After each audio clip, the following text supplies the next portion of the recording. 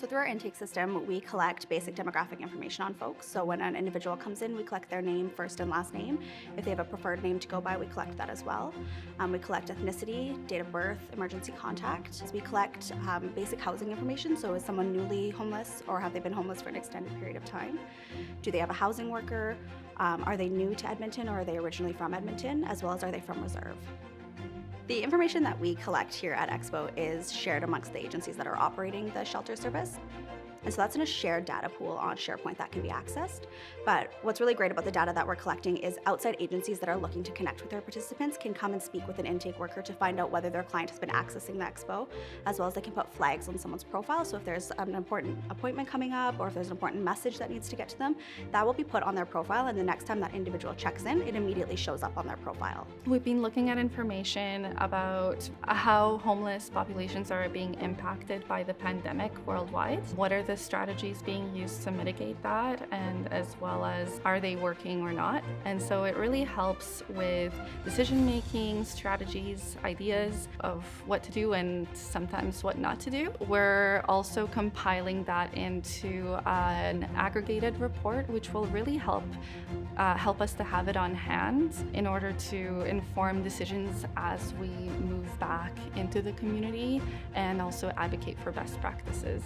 We know that data-driven systems are the ones that possess the most potential for change, and in that, Edmonton is leading the way in terms of use of data and informing how we support individuals out of homelessness. We're quite sophisticated in terms of dashboarding and making use of that data for analysis purpose, both at a planning level, informing what we need to think about in the broader picture, but also in the day-to-day practices for frontline staff and programs. Recognizing that over the years, there's been over 10,000 people housed by community housing programs. In the context of the pandemic, we've seen an accelerated speed. Since the onset, over 500 individuals have become housed through the work of the community agencies. But we also know that much work remains. Right now, we have just over 2,000 individuals that we're working hard to get housing support to. We know that living in close quarters, not maintaining social distancing, and we also know that a lack of testing have been major contributing factors for regional and local outbreaks in different parts of the United States among those populations who've experienced homelessness. We've been very fortunate that here we haven't had a local outbreak of COVID-19. We can really, I think, attribute it to those really amazing decisions that have been made here. During this pandemic, another great thing about our intake system is that it's allowed us to connect individuals who were thought to be missing with their families or their loved ones.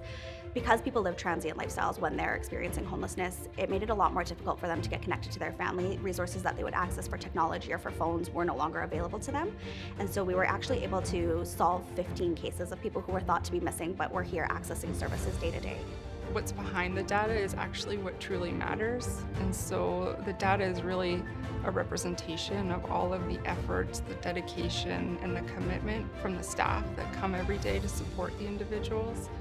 And it also really speaks to the resilience of our community members despite the challenges that they face every day and the tremendous capacity they have for change.